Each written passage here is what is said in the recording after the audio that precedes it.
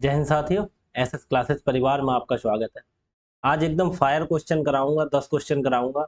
बीच बीच में अब मैं ये क्वेश्चन लाया करूंगा आपके लिए, ठीक है। बेस्ट अच्छे से अच्छे सवाल हर चैप्टर से, ज़्यादातर मैंने कोशिश की है चैप्टर से क्वेश्चन उठाने की। इससे आपका रिवीजन भी हो जाया करेगा पीछे का, ठीक है। आपने जो पीछे जितने भी चैप्टर पढ़ लिए हैं उनकी प्रैक्टिस नहीं की होगी, तो इससे रिवीजन भी हो जाया करेगा, ठीक है।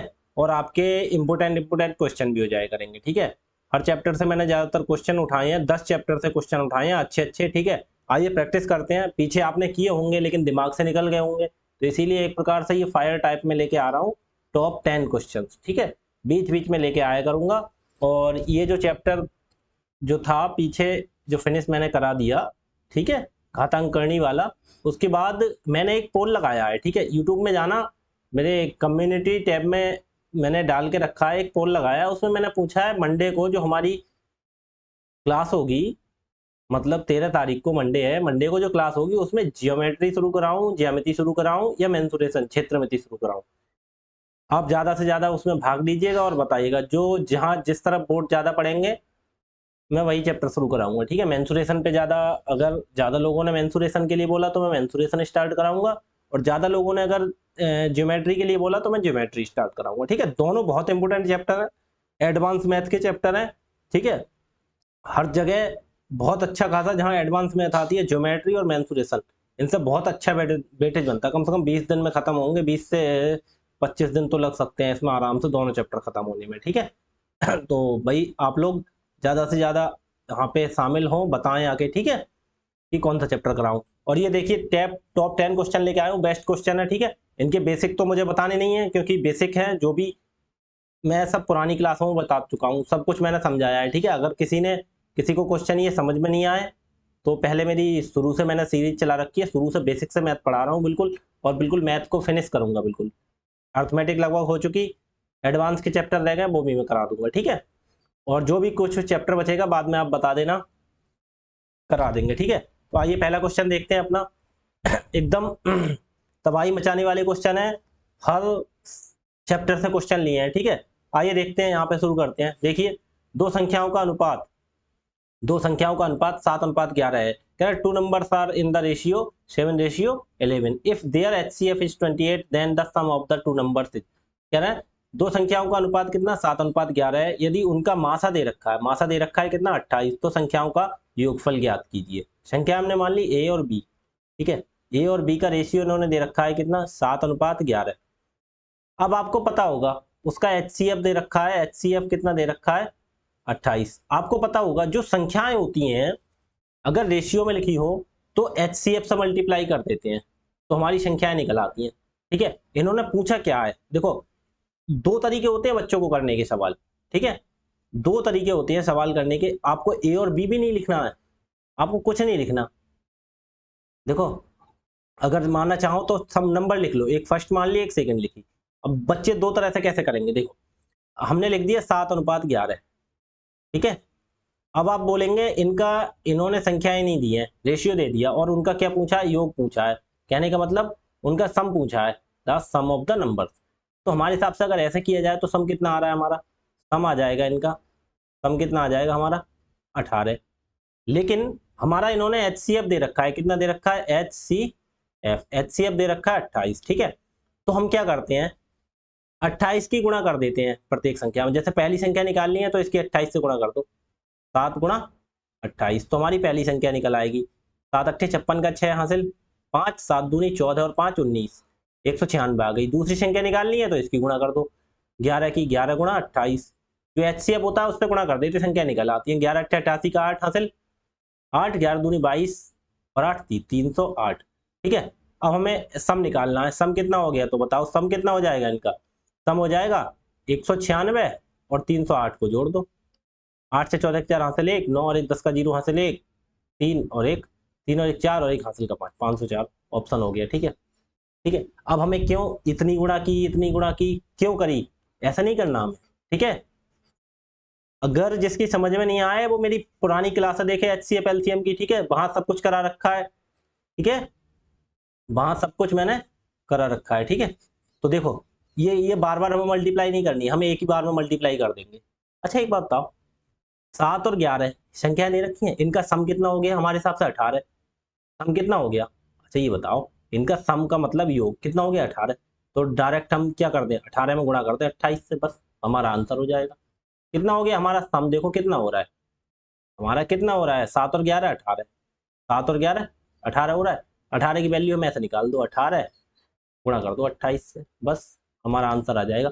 क्योंकि जो HCF होता है उससे गुणा होती है। एक बार 7 में गुणा करें, एक बार 11 में गुणा करें, फिर जोड़े। हम क्यों जोड़े? हमें एक बार में जोड़ लो, फिर एक ही बार में गुणा कर लो। 18 हो गया, 18 गुणा 28, 18 अट्ठे 144, हासिल 14, 18 दूनी 36, 36 14 50 आंसर। ठीक है, तो बेसिक सा सवाल था, छोटा सा सवाल था। ठीक है, आगे देखो अगला क्या कह रहा है। जब चावल की कीमत में 25% की वृद्धि होती है तो एक व्यक्ति अपने चावल पर अपने व्यय में केवल 15% की वृद्धि करना चाहता है। खर्च के स्तर को समान बनाए रखने में सक्षम होने के लिए उसे चावल की खपत में, देखो इसने, आपको एक पता होगा, देखो ये बेसिक सा सवाल है, जिस जो मुझसे पढ़ा है उसको कुछ टाइम नहीं लगेगा। उसको कैसे कैसे कैसे करना है उसे। कितनी हो गई? चावल की कीमत में 25% की वृद्धि हो गई। कितने की वृद्धि हो गई? प्राइस में कितने की वृद्धि हो गई? 25%। 25% का मतलब कितना हो गया? 100 में 25% की वृद्धि 125%। और वो खपत में कह रहे हैं कितने, व्यय में केवल कितना करना चाह रहा है वृद्धि? 15% की। तो 100% में कोई भी चीज होती है अपना 15% ही करना चाह रहा है। ओवरऑल कितनी कमी करनी पड़ेगी?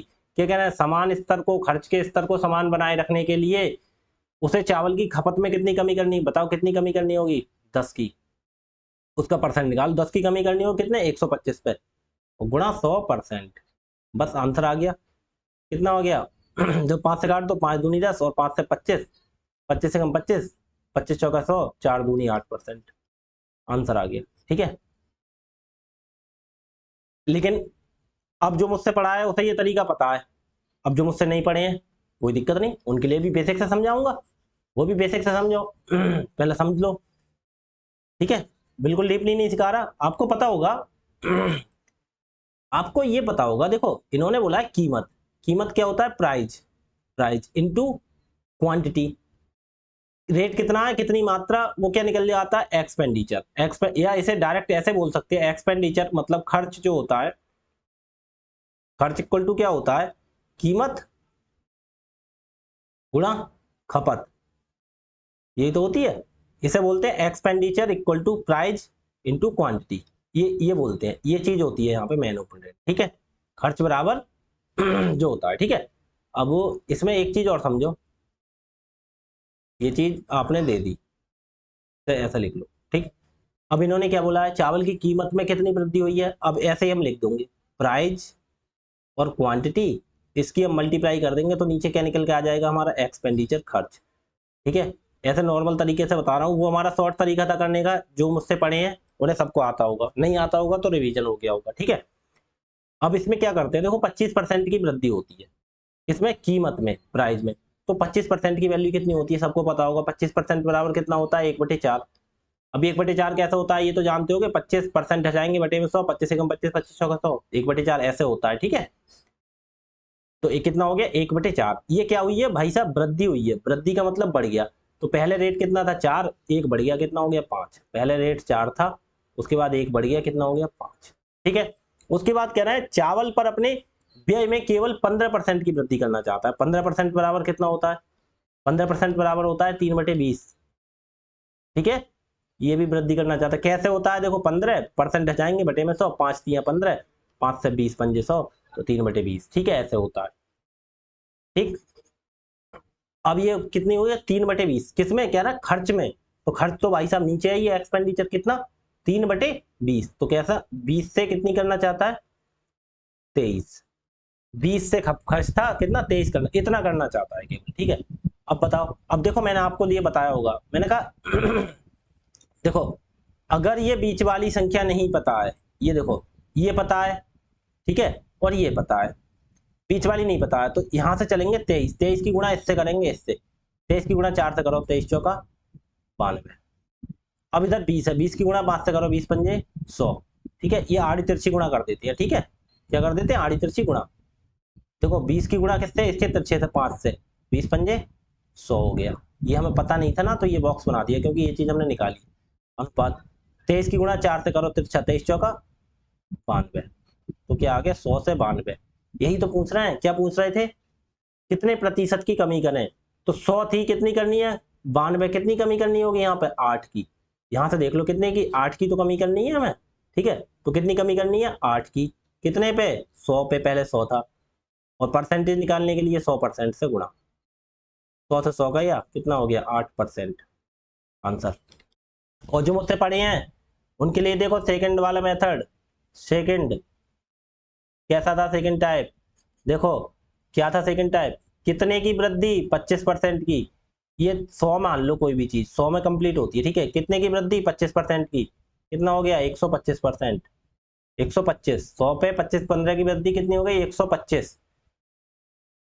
कह रहा है खर्च में कितना करना चाहते हैं, केवल 15% की, कितनी 115, 100 से 115 कितनी हो गई भाई साहब 100 से, कह रहे हैं कीमत में कितनी वृद्धि हो गई 100 से 25%, 25% 25 होता है, 100 पे 125 हो गया। कह रहा है खर्च में केवल 15% ही करना चाहते हैं 115, कितने की कमी करनी चाहिए यहाँ से यहाँ तक बताओ 10 की, कितनी कमी करनी चाहिए 10 की, कितने पे यहाँ से 125 सही तो करनी चाहिए यहाँ तक 115 तक, तो 125 गुणा 100% निकालने के लिए, तो देखो 25 चौका 100, 25 पंजे 125, 5 एकम 5, 5 दूनी 10, 2 की गुणा 4 से 2 चौक 8%, ये भी होता है, ठीक है। ये तो हो गया फर्स्ट टाइप, फर्स्ट टाइप, ठीक है, ये हो गया सेकंड टाइप, ठीक है। 2 सवाल हो गए। अगला देखो क्या कह रहे हैं, ये दोनों तरीके मैंने कराए हैं। मैं फिर बोलता हूँ, जिसको अगर मैथ्स नहीं आती है, ये चीज समझ में नहीं आ रही, तो वो पहले पुरानी क्लास देख ले हमारी, जाके पुरानी क्लासों में सब कुछ करा रखा है, ठीक है। कह रहा है किसी वस्तु को 832 रुपए में बेचने पर अर्जित लाभ उस वस्तु को 448 रुपए में बेचने पर हुई हानि के बराबर है। भाई साहब 448 में बेचा है तो हानि हुई है, 832 में बेचा है तो लाभ हुआ है, ठीक है। यहाँ पे क्या हुआ है लॉस, यहाँ पे क्या हुआ है प्रॉफिट।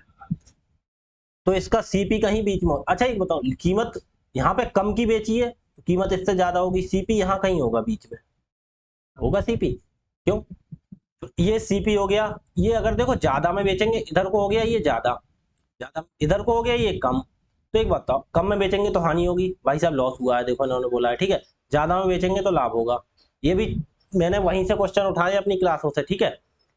अब ये देखना, तो ये पूछ रहे हैं यदि वस्तु को 10% हानि पर बेचा जाता है तो उसका विक्रय मूल्य, तो भाई साहब एक बात बताइए, हानि या लाभ किस पे निकाला जाता है, क्रय मूल्य पर। अब हमें क्रय मूल्य नहीं पता है, तो देखो क्रय मूल्य क्या, एक में लॉस हो रहा है, ठीक है, 448 में लॉस, 832 में हानि। अच्छा ये देखो पहले हानि हो कितनी रही है, 832 रुपए में बेचने पर अर्जित लाभ उस वस्तु को 448 में बेचने पर हुई हानि के बराबर होता है। जब बराबर वाली कंडीशन आती है तो देखो सीपी कैसे निकालते हैं, दोनों को जोड़ के 448 और 832 कितना होता है, 8 और 2 10, 4 और 3 7, और एक हासिल का 8, 8 और 2 10 का 0 हासिल 1, 4 और 3 7, एक हासिल का 8, 4 और 8 12, 1280, और 2 से भाग कर देते हैं, वो हमारा निकल आता सीपी, 2 एकम 2, 2 छंग 12, 2 चौक 8 0, तो इक्वल टू कितना हो गया 640। ये क्या निकला है हमारा सीपी हो गया। सीपी का मतलब होता है कॉस्ट प्राइस, क्रय मूल्य, ठीक है। अब ये पूछ रहे 10% की हानि, अब क्रय मूल्य हमारा 640 है, ठीक है। 10% की हानि, कोई भी चीज को अगर 10% की हानि पर बेचोगे तो भाई साहब विक्रय मूल्य कितना हो जाएगा 90%। हमारा सीपी कितना है 640, उसे 10% की हानि पर बेच दो तो विक्रय मूल्य पूछ रहे हैं। अच्छा कोई भी चीज 100% है पूरी, 10% की हानि पर हमें बेचना है तो भाई साहब कितने 90% में बेचेंगे हम उसे, तो 90% हटा के बटे में 100 कर दो। देखो 2 जीरो से 1 जीरो 2 जीरो काट दिया, ठीक है, कुछ रहा ही नहीं, अब तो गुणा कर दो डायरेक्ट, 9 चौक 36 क्या 6 हासिल 3, 9 छक 54 3 57, 576 रुपए, ये हमारा आंसर हो गया 576 रुपए, ठीक। आगे देखो एक दो तीन क्वेश्चन हो गए, चौथा क्वेश्चन देखिए क्या कहना है, 544 के सभी गुणनखंडों का, क्लास आपकी सही चल रही है जी, कहना है 544 के सभी गुणनखंडों का गुणनफल ज्ञात करें, 544 के। अच्छा एक बात बताओ, मेरी सबसे दूसरी क्लास है इसकी, नंबर सिस्टम की पहली क्लास थी, ठीक है, यूनिट डिजिट, और दूसरी क्लास है फैक्टर्स। फैक्टर्स की क्लास में ये इस टाइप के काफी क्वेश्चन कराए, ठीक है, ये भी शायद क्वेश्चन कराया ही होगा, क्योंकि जब मैं तुम्हें दे रहा हूं, मैं ही करा रहा हूं, मैंने ही क्लास पढ़ाई है, तो शायद ये भी क्वेश्चन कराया होगा, देखना, ठीक है। अब जो बच्चे नए हैं उनके लिए तो क्लास देखनी पड़ेगी पूरी अगर नहीं आता, और जो बच्चे पुराने हैं साथ में मेरे पढ़ रहे हैं, शुरू से जुड़े हुए हैं, उनके लिए कुछ नहीं, उनका रिवीजन हो जाएगा। अब देखो कैसे होगा, 544 के सभी गुणनखंड। अच्छा एक बताओ, गुणनखंड निकालते कैसे हैं सभी? जैसा आपको पता है कैसे निकालते हैं, 544 के फैक्टर्स ऐसे कर लेते हैं। निकालो कितने हो जाएंगे गुणनखंड। 2, 2 दूनी 4, एक बचा, उतारा 4, 14, 2 7 14, 2 दूनी 4। ठीक है, फिर काटो।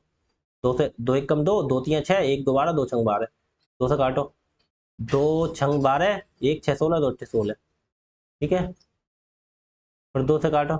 2 3 6, 2 चौक 8, फिर 2 से काटो। 17 दूनी 34, फिर 17, 17 से ही कटता है, 17 एकम 17। ठीक है, अब ये तो अभाज्य गुणनखंड होते हैं। ठीक है, अभाज्य गुणनखंड निकाले जाते हैं। गुणनखंड का मतलब क्या है, कहने का मतलब 540 किस किस से कट जाए, 1 से कटेगा, 2 से कटेगा, 3 से कटेगा नहीं कटेगा, 4 से नहीं कटेगा, 5 से नहीं कटेगा, 6 से नहीं कटेगा, ऐसे करके निकाल के देखे जाते हैं। ठीक है, अगर अच्छे से सीखना है चैप्टर तो पुरानी क्लास में देखे जाके। तो ये कितना हो गया, 2 की घात कितनी हो गई, तो 544, 544 बराबर कितना हो गया, 2 की घात तो 5 हो गई, और गुणा 17 की घात कितनी हो गई, 1 हो गई। ठीक है, ये इसके अभाज्य गुणनखंड। इसके टोटल फैक्टर्स निकालते हैं। तो देखो हम कैसे निकालते हैं, इनके फैक्टर्स कितने हो जाएंगे, फैक्टर्स क्या हो जाएंगे, टोटल फैक्टर, टोटल फैक्टर्स कितने हो जाएंगे, टोटल फैक्टर्स, टोटल का मतलब कुल गुणनखंड, टोटल फैक्टर्स,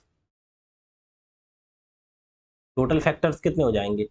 मैंने क्या बोला, किसी भी संख्या के अगर टोटल फैक्टर निकाल तो जो घात आती है उसमें एक जोड़ देते हैं, 5, 5 में एक जोड़ देंगे घात में, घात में कितना जोड़ देते हैं, 1, 2 की घात कितनी 5 है तो 6। ठीक है, गुणा ये वाली जो घात है 1, इसमें भी एक जोड़ देंगे, कितना हो गया 2, तो 6 दूनी 12। ठीक है, अब इसके गुणनखंड आ गए 12। आप ध्यान रखना कितने गुणनखंड आ गए, टोटल गुणनखंड 12, इसके टोटल गुणनखंड आ गए 12। ठीक है, अब देखो भाई साहब, अब गुणनखंड कैसे होते हैं समझो, जैसे 12 है कोई संख्या, उसके गुणनखंड निकाल ले तो 12 जिससे कट जाए वो गुणनखंड होते हैं। जैसे 12 1 से कट जाएगी, 2 से भी कट जाएगी, 3 से भी कट जाएगी, 4 से भी कट जाएगी, 6 से कट जाएगी और 12 से कट जाएगी। 1 2 3 4 5 6, 6 गुणनखंड आ गए। सुनो ध्यान सुनना, अब निकाले कैसे, देखो निकाले ऐसे, 12 काटेंगे 2 से, 2 छंग 12, 2 से काटेंगे 2 3 6, 3 से काटेंगे 3 एकम 3, तो 12 बराबर कितना आ गया, 2 गुणा 2 गुणा 3। कहने का मतलब 2 की घात 2 और गुणा 3 की घात 1। अब इसके टोटल गुणनखंड हमें ये पता, हमने छोटी संख्या है तो निकाल लिए 6 है। देखो आएंगे कैसे, हम लोग घात में एक जोड़ देते हैं, यहाँ पे 2 की घात 2 है तो इसमें एक जोड़ दिया 3 हो गया, 3 की घात 1 है इसमें एक जोड़ दिया 2 हो गया, 3 दूनी 6 आ गए ना 6 गुणनखंड। ऐसे इसके कितने आ गए 12। अच्छा एक बताओ, अगर इनकी सबकी गुणा करें तो कितना हो जाएगा, तो हम देखो एक बार में गुणा नहीं कर पाएंगे, संख्या बड़ी, तो हम एक एक करके ऐसे गुणा कर लेते हैं। 1 की गुणा 12 से करेंगे कितना आ गया 12, 2 की गुणा 6 से करेंगे कितना आ गया 12, 3 की गुणा 4 से करेंगे कितना आ गया 12। कहने का मतलब 12 12 12 की 3 बार गुणा हो गई, कितनी बार गुणा हो गई 3 बार। तो हम इसे ऐसे लिख सकते हैं, 12 की घात 3 लिख सकते हैं डायरेक्ट, जब 3 बार गुणा हो रही लिख सकते हैं। यहाँ पे निष्कर्ष क्या निकला, रिजल्ट क्या आया हमारा, कहने का मतलब जितने गुणनखंड होते हैं, जितने गुणनखंड होते हैं उसकी आधी घात लग जाती है। देखो गुणनखंड कितने हैं टोटल 6, तो 6 की आधी घात कितनी होती है 3, वो 12 की घात लग जाती है, वो हो जाता है गुणनफल। ठीक है, कहने का मतलब जितने गुणनखंड होते हैं उसकी आधी घात लग जाती है संख्या पे, तो वो उसका गुणनफल हो जाता है। ठीक है, तो आंसर हमारा कितना होगा, आंसर क्या निकल, गुणनफल निकल पाया। ठीक है, तो 544 की घात कितनी, कितने गुणनखंड आए 12, तो कितनी घात लगा देंगे 6, आंसर।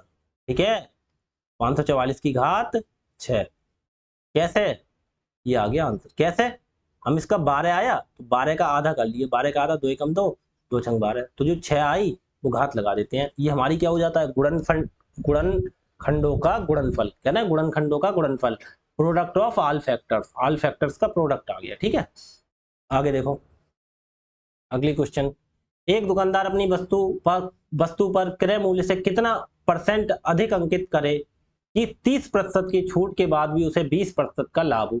तो जितनी छूट दें या जितनी, और इसके बाद जितना फायदा हो या जितना घाटा हो, उसके लिए मैंने क्या बोला है, इसमें आ जाता है सीपी और एमपी का रेशियो निकल के आता है। अब कितना होगा सीपी रेशियो का, जितनी छूट देते हैं वो 100 में से घटा देते हैं, कितनी छूट देना 30%, तो 100 में से 30 घटा देते हैं। ठीक है, उसके बाद फायदा हो रहा है या घाटा, 20% का लाभ हो तो 100 में कितने का लाभ हो रहा है, 20 का। तो फायदा हो तो जोड़ देते हैं, घाटा हो घटा देते हैं। सीपीएमपी का रेशियो आ जाता है, कितना हो गया ये 130 अनुपात ये कितना हो गया 120। भाई साहब 100 में से 30 गया तो 70 बचेंगे, हम भी कहाँ करना है, कितना आ गया 70, 70 अनुपात 120, ये सीपी आ गया, ये एमपी आ गया। तो कह रहे हैं एक दुकानदार अपनी वस्तु का क्रय मूल्य से कितना अधिक अंकित करे। एमपी क्या होता है, मार्केट प्राइस, क्या होता है अंकित मूल्य, मतलब किसी चीज पे 120 रुपए लिखे हुए हैं, ठीक है, तो 70 रुपए है, उससे कितना लिखना चाहिए, उस पर 120 लिखना चाहिए। कितना ज्यादा लिखना चाहिए उसे, 50 रुपए, कितने से 70 से, और परसेंटेज निकालने के लिए 100% से गुणा, है ना, कितना अधिक अंकित करे, तो 70 से कितना करे 120 अंकित करे। 70 की चीज है हमारी, हमारा क्रय मूल्य 70 का, 70 की लिए हमने चीज, कह रहा है भाई साहब 30% छूने के बाद भी 20% का लाभ, 30% छूट देती 20% का लाभ हो तो कितना निकला है 70 से 120।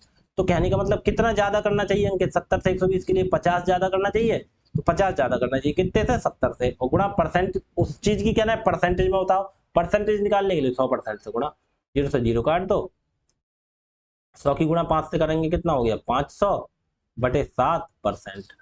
तो 7 से 500 को भाग कर दो, 7 सत्ते 49, एक बचा उतारा 0, 10 हो गया, 7 एकम 7 कितना बचा 3 बटे 7%, 71 सही 3 बटे 7%, ऑप्शन नंबर बी।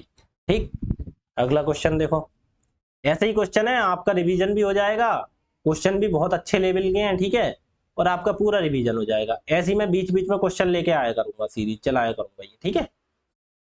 आगे देखो छठा क्वेश्चन, कह रहा है 8% की दर से निवेश की गई 3 वर्षों के बाद 240 का साधारण ब्याज प्राप्त होता है। कहने का मतलब एक बात बताओ, 8% की दर है और निवेश की गई राशि कितने 3 वर्षों बाद 240 का ब्याज प्राप्त हो रहा है। हमारे हिसाब से ब्याज कितना, 8% दर है और 3 वर्ष है, तो हमारे हिसाब से ऐसा ही कितना हो गया, ये ऐसा ही हो गया 8 गुणा 3 24% हो रहा है, 24% हो रहा है, लेकिन उन्होंने इसकी वैल्यू दे दी कितना है भैया 240 है। कहने का मतलब 24% की वैल्यू कितनी दे दी 240। पहला ऐसा ही बन लिखो क्योंकि दूसरा ऐसा ही पूछ रहा है इसमें, ठीक है। क्या कहना है, यदि ब्याज की दर 5% अधिक हो तो ब्याज पर कितना अधिक ब्याज प्राप्त हो। अच्छा एक मिनट बताओ, वन हटाओ ये, ठीक है, ऐसा ही बराबर 24, कहने का मतलब 24% हो गया, हमारे हिसाब से 8% है दर, 3 साल का ब्याज, तो 8 या 24% हो गया, लेकिन इन्होंने कितना बोला भैया 240 होता है, कोई दिक्कत नहीं। अब वो ये कह रहा है 5% अधिक कर दो दर को, तो भाई साहब हम निकाल लेंगे, जब 5% अधिक करेंगे तो कितना ब्याज बढ़ जाएगा, 3 साल है, ये तो प्रति वर्ष की होती है दर, तो कितना बढ़ जाएगा 15% बढ़ जाएगा। तो कह रहा है कितना अधिक ब्याज प्राप्त होगा, तो कहने का मतलब ऐसा ही 1 ये कर दिया, ऐसा ही 2 वो कर दो, 2 का मतलब कितना 5% अधिक कह रहा है, कितना बढ़ जाएगा 5%, और वो 3 वर्षों में, तो 5×3 = 15%, तो कहने का मतलब 15%, तो 15% की वैल्यू निकाल लो। तो देखो 240 की वैल्यू कितनी है, 240 कितने की है 24% की, हमें निकालनी कितने की है 15% की, बस आंसर निकाल दो। 240 कितने 24, 24 एकम 24, 24 दाई 240, 15 गुणा 10 से कर दो 150 आंसर। देखो 8×3 = 24, 24% की वैल्यू कितनी 240, यहां से समझो, ये भी मत बिटाओ, आपको क्यों खुजली करें। देखो 8×3 = 24, 24% की वैल्यू 240, ठीक है, 24% की वैल्यू कितनी है 240, 24% बराबर कितना है 240। उसके बाद कहना है 5% अधिक होती तो कहना कितना ब्याज, यहाँ पे अधिक बोल दी और ब्याज भी अधिक वाला पूछ रहा है, कितना अधिक ब्याज प्राप्त होता। 5% अधिक होगी 3 वर्षों में, कितनी अधिक हो जाएगी 15%, 15% ही तो जाएगी, तो 15% की वैल्यू पूछिए, तो 240 कितने की 24% की, निकालनी कितने की, जिसकी होती है उससे भाग, जिसकी निकालनी है उससे गुणा, 24 एकम 24 दाई 10 की गुणा 15 से 150 रुपए आंसर आ गया। ठीक, अगला देखो, सिंपल सिंपल क्वेश्चन बनना है, कह रहा है 20,000 की राशि पर 20% प्रति वर्ष की दर से चक्रवृद्धि ब्याज अर्धवार्षिक रूप से संयोजित हो पर निवेश की गई 2 वर्षों के बाद। भैया अर्धवार्षिक है तो अर्धवार्षिक कितना है, अर्धवार्षिक में क्या होता है, जो दर होती है 20%, ये क्या है वार्षिक, तो ये कैसे होती है, ये जो दर है 20% कितने है 12 महीने की है, हमें निकालनी है अर्धवार्षिक, अर्धवार्षिक में कितने महीने होते हैं 6 महीने, तो 6 महीने की दर निकालनी है। 20% कितने महीने की 12 की, निकालनी कितने की 6 महीने की, क्यों, क्योंकि उन्होंने बोला अर्धवार्षिक रूप से संयोजित है ब्याज। तो देखो 6×6 6 दूनी 12, 2 एकम 2, 2 धाई 20, तो बराबर दर कितनी हो गई 10%, दर तो हमारी 10% हो गई, 10% निकाल दी हमने, ठीक है। ये क्या हो गई हमारी रेट, दर, ठीक है। और टाइम कितना हो गया हमारा, टाइम देखो बराबर कह रहा है कितने वर्ष, 2 वर्ष का पूछा है। 2 वर्ष में कितने महीने होते हैं, 24 महीने। लेकिन ये कितने से, 2 वर्ष है ना, उसको महीने में चेंज करो, लिख के दिखाऊं तुम्हें। 2 वर्ष है, उसमें कितने महीने होंगे, 12 से गुणा होगी, अभी तो महीने, ये 12 वर्ष के हिसाब से होता है हिसाब किताब। लेकिन ये कहना अर्धवार्षिक मतलब 6 महीने का करना है, तो 6 कम 6, 6 दूनी 12, तो टाइम इक्वल टू कितना हो गया, 4। देखो 2 साल में 24 महीने होते हैं, ये ब्याज पूछ रहा है 6 महीने पे, तो 24 महीने में छमाही कर लो, 6 कम 6, 6 दूनी 12, 6 4 6 24, या ऐसे कर लो। 2 वर्ष पूछ रहा, 2 गुणा 12 महीने में बदल दिया। लेकिन हमें किस हिसाब से बताना, हमें 6 महीने के हिसाब से, जिस हिसाब से बताना उससे भाग कर दो। 6 कम 6, 6 दूनी 12, 2 दूनी 4, टाइम 4 हो गया। दर कितनी हो गई, अब आपको पता होगा। देखो 10 मैंने पहले लिखवाया है, 10% का अगर दर है तो 4 ईयर का, 4 का अगर टाइम है तो ब्याज कितना होता है, आपके लिए शॉर्टकट में बताया था कितना, 46.41% बताया था। लेकिन आप भूल गए होगे, कोई दिक्कत नहीं, मेरी पीछे वाली क्लास देख लो, ठीक है। एस चक्रवृद्धि ब्याज की सब आ जाए, नहीं तो देखो कोई तरीका नहीं, हमें 10% की वैल्यू पता है, हमें 10% का मान कितना होता है, 1/10। कैसे होता है 1/10, वो आपको पता होगा। तो 10 से कितना, 11, 10 से कितना, 11, कितने साल है, 4 है। देखो 4 बार ब्याज लगाना है, 4 टाइम 4 है ना, तो फिर 10 से कितना, 11, फिर 10 से कितना, 11, 4 बार लिखनी है, तो कोई दिक्कत नहीं। गुणा कर 10 दाई 100 दाई 1000 दाई 10,000, कितनी हो गई, 10,000। 10,000 से ये क्या होता है, प्रिंसिपल होता है, और पी होता है, ये होता है अमाउंट। प्रिंसिपल और अमाउंट मतलब मिश्रधन और ये मूलधन, ठीक है, सही से लिख दो। प्रिंसिपल और मिश्रधन का रेशियो होता है। ये क्या, प्रिंसिपल का मतलब 10% था, 1/10, तो पहले 10 रुपए की चीज पे 1 रुपए का ब्याज लग गया, तो कितनी, 11 हो गई, ठीक है। तो प्रिंसिपल और इसका, तो 10, अब 11 11 में 121, 121 की गुणा, 11 11 में 121, 11 11 में 121 इनकी गुणा कर लो। 121 एकम में 121 का एक हासिल 12, 121 दूनी 242 और 12 254, 254 का 4 हासिल कितना हो गया, 25। 121 एकम में 121 में 25 जोड़ोगे 146, 146 कितना हो गया, 146 और 41, ये लिखा हुआ है, 146 41 हो गया, ठीक है। तो कहने का मतलब ये बताओ, हमसे पूछा क्या है इन्होंने, हमसे पूछा है 2 वर्षों के बाद ब्याज कितना होगा, ब्याज पूछा है, तो हमारे हिसाब से मूलधन इतना है, ब्याज मिश्रधन इतना है, तो ब्याज हमारा कितना आ गया बताओ, 14,641, 10,000 में से 4,000, तो 4,641 रुपए, यही तो हो गया ब्याज हमारा। ये क्या हो गया हमारा, CI ब्याज, ये ब्याज इतना हो गया। लेकिन उन्होंने ब्याज पूछा है, लेकिन हमारे हिसाब से देखो मूलधन कितना दिया है इन्होंने, 20,000 रुपए, 20,000 दिया है हमारे हिसाब से, तो भाई 10,000, तो इसकी वैल्यू कितनी दी है इन्होंने, गुणा कर कितने से होगी, 2 से, क्योंकि 20,000 दी है, 20,000 दी है, 2 से गुणा हुई, तो भाई साहब इसमें भी 2 से गुणा कर दो।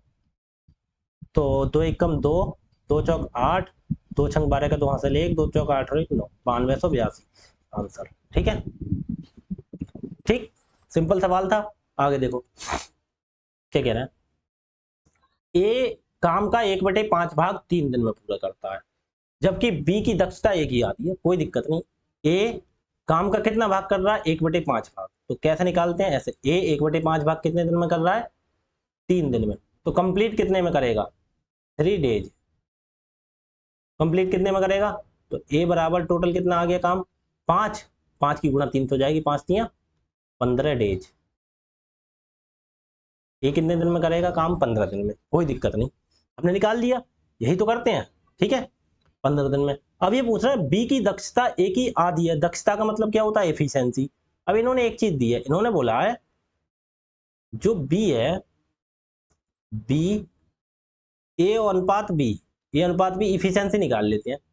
ए अनुपात बी दे रखा है इन्होंने, ए अनुपात बी में क्या दे रखा है, थोड़ा इधर हटा के लिखो, इन्होंने क्षमता दे रखी है, क्या कह रहा है, दक्षता ए की आधी है। अगर हम लिखे ए अनुपात वी, उनकी क्या बोल रहा है, दक्षता, दक्षता का मतलब एफिशिएंसी, क्षमता कितनी, आधी, तो कहने का मतलब आधी, आधी कैसे करें, इसकी 1 कर दें, इसकी आधी, ऐसा करते हैं, इसको 2 मान लें और इसकी 1 कर दो, क्योंकि बी की आधी है ना, बी की दक्षता ए की आधी है, तो ए की 2 बी की 1, तभी तो आधी हो गई, बी की 1 हो गई, ये ए की 2 हो गई और बी की 1 हो गई, देखो हो गई इसकी आधी। अगर ऐसा नहीं समझो तो ऐसा देख लो, ए और बी, ए की 1 है तो इसकी आधी, 1/2। बाद में भी तो ये 2 इधर गुणा करेगा तो 2:1 हो जाएगा। तो बात एक ही है, कहने का मतलब ए की जो भी 10 मान लो तो बी की 5 कर दो, क्योंकि आधी करनी है। ए की 20 मान लो तो इसकी 10 कर दो, ए की 20,000 मान लो तो इसकी 10,000 कर दो। ठीक है, कहने का मतलब आधी करनी है आपको।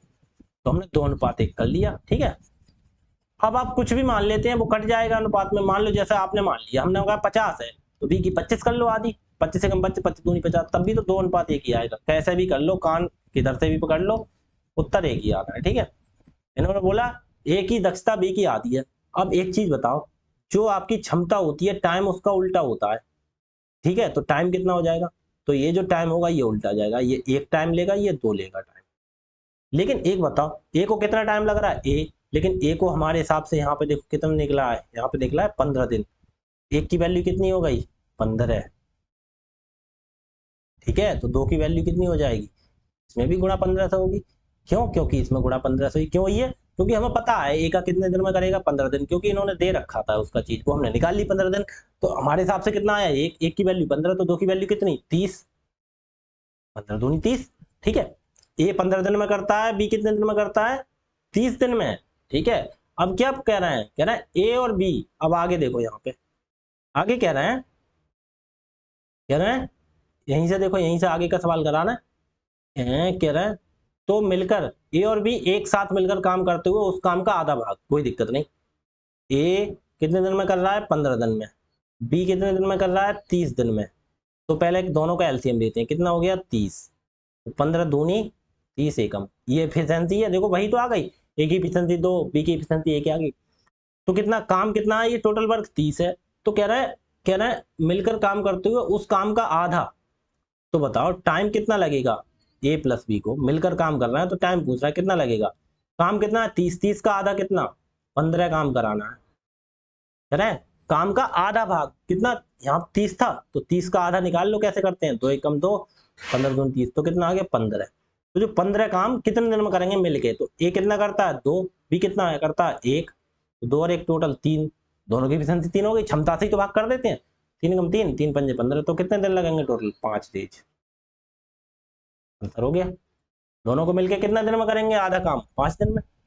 अगला देखो,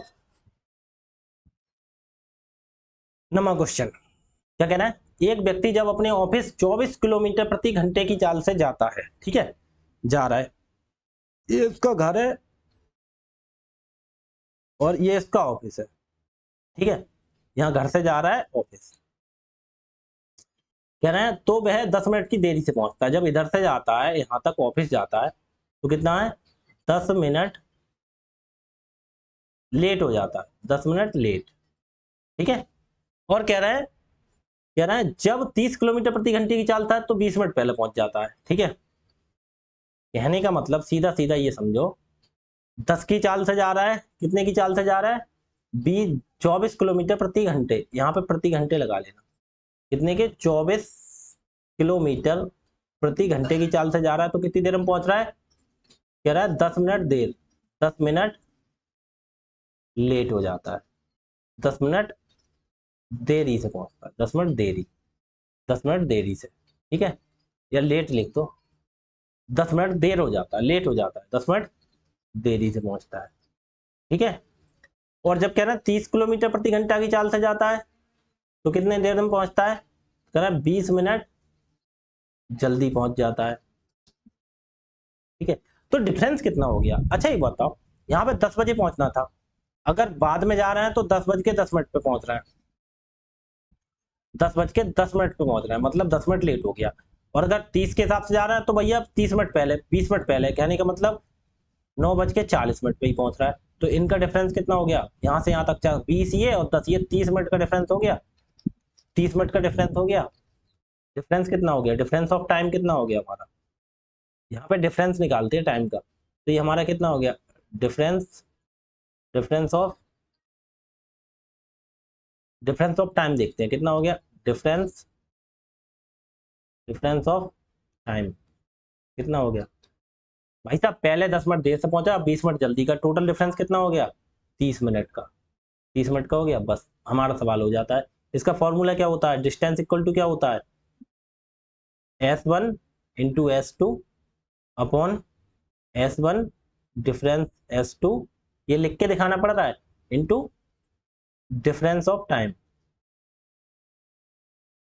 difference of difference of time. ये किस में होता है, ये घंटे में होता है, घंटे में, ठीक है, ये टाइम घंटे में होता है, ठीक है, तो कोई दिक्कत नहीं। तो इक्वल टू कितना, S1 कितना है हमारा 30, 24 कर लो, 24 गुणा 30 बटे S1 डिफरेंस, तो 30 और 24 का डिफरेंस करना, घटा का मतलब नहीं, डिफरेंस, डिफरेंस का मतलब डिफरेंस होता है, 24 और 30 का डिफरेंस कितना 6 का, इंटू डिफरेंस ऑफ टाइम कितना 30 मिनट।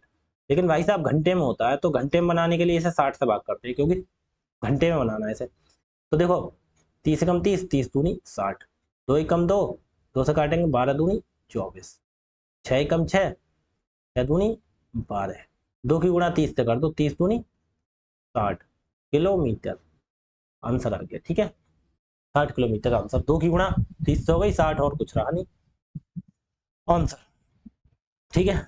लास्ट क्वेश्चन, 10वां क्वेश्चन, ये लास्ट क्वेश्चन है, इसे देखो क्या कहना है, 38 संख्याओं का औसत 51 है, पहली 24 का दे रखा है, 45 है, अंतिम 5 का दे रखा है, 60 है, शेष संख्याओं का औसत, एक मिनट, 24 ये दे दी इन्होंने, 5 ये दे दी, 24 5 29, टोटल कितनी है 38, तो बची कितनी, देखो इन्होंने दे दिया 24 संख्याओं का औसत, 24 का औसत कितना है, कितना है औसत, यहाँ पे डेटा देते हैं और यहाँ पे क्या देते हैं, एवरेज, 24 का एवरेज कितना है, देखो जो इसे कैसे लिखते हैं, 24 संख्याओं का एवरेज कितना है, 24 संख्याओं का 45, है ना, पहली 24 संख्याओं का 45, अंतिम 5 का और दे दो, 5 का कितना दे रखा है इन्होंने 60, ठीक है, और 24 और 5 29, तो ये हो गई, टोटल कितनी हो गई 29 है, कितनी टोटल 38, तो कितनी बची 18 9 गया 9, कितनी बची 9 बची, तो शेष जो 9 संख्याएं हैं उनका पूछा है, तो हमने मान लिया भाई साहब एक्स है,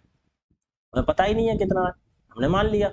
लेकिन भाई साहब इन्होंने 24 5 29 9 38, टोटल की टोटल 38 संख्याओं का औसत दे रखा है, 38 का कितना 51, ये पूरा लिखते हैं यहाँ पे। अब भाई साहब इससे तुलना की जाती है, कितना कैसे तुलना की जाती है, तुलना कैसे की जाती है, जिसका दे रखा होता है 51 से तुलना करो, एक 45 और 60 है, दोनों एक ज्यादा है एक कम है, कोई दिक्कत नहीं, 51 से 45 कितना कम है 6, माइनस 6 गुणा कितने इसके जो ऊपर होती है, ठीक है। अब ये देखो 60, 60 कितना ज्यादा है 51 से, 9 ज्यादा है, जिसका हो उसका लगाते हैं, प्लस का होगा तो प्लस का, माइनस का होगा माइनस, देखो 51 से कितना कम है ये 6, कितना 6, माइनस का 6 क्यों कम है, और गुणा इसके ऊपर जो संख्या होती है 24, ठीक। उसके बाद देखो ये 51 से 60 कितना ज्यादा है 9, गुणा इसके ऊपर संख्या 5, तो बराबर कितना हो गया 24 छक्का 144, माइनस का 144 हो गया, और ये 9 पंजे 45, प्लस का कितना हो गया 45, 144 में से 45 घटाओगे कितना बचा, क्योंकि माइनस का ज्यादा है भाई साहब 99, कितना बचा माइनस का 99। अगर देखो कोई संख्या दे रखी होती तो कर लेते सॉल्व, अब इधर नहीं दी है तो इधर कितना बचा माइनस का 99, तो भाई साहब ये वाला इधर जाके प्लस का 99 होगा, क्योंकि जो इधर माइनस, भाई साहब हिसाब किताब बराबर करना पड़ता है, इधर माइनस 99 तो इधर प्लस 99, इसके ऊपर कितनी है संख्या 9, उससे देते हैं भाग, क्योंकि ये कम या ज्यादा तो पता नहीं है, वो कम ज्यादा पता होती है तो गुणा करते हैं, अब टोटल ओवरऑल 99 हमें कम करनी है तो इधर बढ़ाएंगे, तो इसके जो ऊपर संख्या होती है इससे भाग करते हैं, 9 कम 9, 9 से काटेंगे 11, कितना आ गया प्लस का 11, तो भाई साहब हमारा आंसर कितना हो गया, आंसर हो गया हमारा 51, उसमें क्या प्लस के 11 करने हैं, 51 और 11 62, ठीक है, 51 11 62, ठीक, ठीक है। शेष संख्याओं का औसत, यहाँ पे चाहे लिखना चाहो तो औसत, औसत ए बी जी किसका, जो 9 संख्याएं बची हैं उनका, कितना हो गया 62, ठीक है, शेष संख्याएं जो 9 थी उनका औसत आ गया 62, ठीक है, ठीक है, या हम बोल देंगे डायरेक्ट एक्स की वैल्यू, किसकी वैल्यू, ये एक्स का मान निकल के आया, किसका मान निकल के आया ये एक्स का, एक्स बराबर इतना, ठीक है। इतने मैंने सवाल कराए, समझ में आए होंगे, जिसकी देखो पुराने जो साथी हैं मेरे साथ में जुड़े हुए हैं शुरू से, उनके सब समझ में आए होंगे, अगर नहीं भी आए होंगे तो उनका रिवीजन हो गया, क्योंकि मैंने पीछे कराया है, करके समझ में आ गए होंगे। और जो नया है उसकी देखो, अगर मैथ प्रैक्टिस की होगी उसने समझ गया होगा, नहीं प्रैक्टिस की होगी मेरी शुरू से सब वीडियोज पढ़िए क्लास की, उन क्लासों को करें अच्छे से, सब कुछ हवा बना दोगे, धुआं धुआं कर दोगे इन सवालों को, कुछ नहीं है, बहुत ईजी सवाल है, ठीक है। और हाँ एक चीज और बहुत इंपॉर्टेंट, मैंने बोला था, मैंने पोल लगाया है, कम्युनिटी में जाके देखना, मैंने क्वेश्चन जैसे क्वेश्चन देता हूँ ना कि 1 मीटर में कितने किलोमीटर होते हैं, क्वेश्चन लगाइए, ऐसे मैंने लिखा है 13 तारीख को मंडे है, मंडे को हम कौन सा चैप्टर शुरू करें, उसे सिलेक्ट करना है आपको, ज्योमेट्री सिलेक्ट करनी है या फिर मेंसुरेशन, मतलब ज्यामिति करानी है या क्षेत्रमिति करानी है, जो भी आपको सही लगे वो आप बताना। दोनों चैप्टर बहुत इंपॉर्टेंट है, दोनों चैप्टर होनी है, जो आप पहले बताएंगे वो पहले करा दूंगा, कराने दोनों में, ठीक है। तो ठीक है, मिलते हैं फिर मंडे को, आज के लिए इतना ही रखते हैं, धन्यवाद जी।